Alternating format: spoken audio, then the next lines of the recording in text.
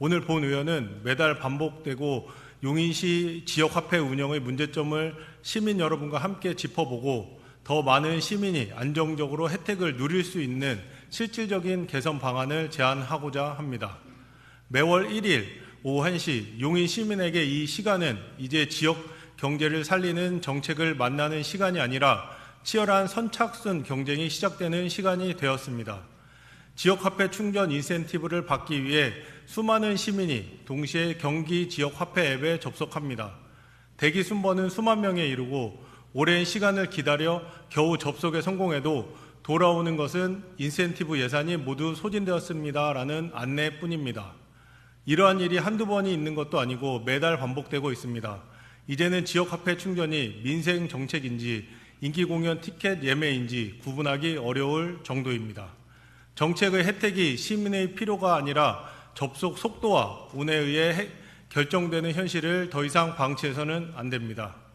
민생 정책이 시민들에게 클릭 경쟁을 요구하는 현실은 반드시 바뀌어야 합니다. 물론 이를 개선하기 위해 충전 시간을 분산하거나 접속 방식 개선 등 다양한 방안이 논의되고 개선되어 왔습니다. 그러나 이러한 정책 개선책들은 시민들이 겪고 있는 구조적인 문제를 해결하는 데 한계가 있습니다. 부족한 예산이라는 핵심 원인이 해결되지 않았기 때문입니다. 시민들이 바라는 것은 경쟁하지 않아도 되는 환경과 충분한 지역화폐 발행 지원 예산입니다. 예산이 부족한 상황에서는 어떠한 시스템을 도입하더라도 지금과 같이 경쟁은 계속될 수밖에 없습니다. 더욱이 인근 지자체와 비교해 보더라도 용인시 지역화폐 발행 지원 예산은 현저히 부족한 수준입니다. 올해 지역화폐 발행 지원 예산은 용인시 220억 원인 반면 수원시는 400억 원, 화성시는 570억 원, 지역사랑 상품권을 발행하고 있는 성남시는 360억 원을 편성하고 있습니다. 이러한 부족한 예산으로는 시민들의 수요를 감당하기 어렵고 정책의 효과 역시 충분히 발휘되지 못하고 있습니다. 이러한 현실은 시민 불편을 초래할 뿐만 아니라 지역경제 활성화라는 정책의 본래 목적에도 역행하고 있습니다. 지역화폐는 단순한 소비 지원이 아닙니다.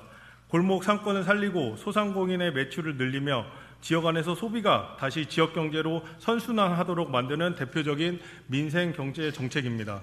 따라서 지역화폐 발행 지원 예산은 단순한 지출이 아니라 지역경제를 살리는 투자입니다. 적정한 지역화폐 지원은 시민의 소비 부담을 낮추고 지역 내 소비를 촉진하며 골목 상권과 소상공인에게 실질적인 도움이 되어 지역 경제가 다시 활력을 찾을 원동력이 될 것입니다. 이를 위해 집행부에게 강력히 요청드립니다. 첫째, 지역화폐 발행 지원 예산을 시민 수요에 걸맞는 수준으로 과감하게 확대해 주십시오.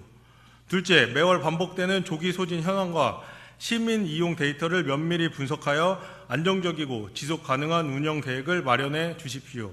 셋째, 어르신을 비롯한 디지털 취약계층이 지역화폐 이용 과정에서 소외되지 않도록 접근성을 높이고 오프라인 지원과 이용 편의 대책을 적극 확대해 주십시오.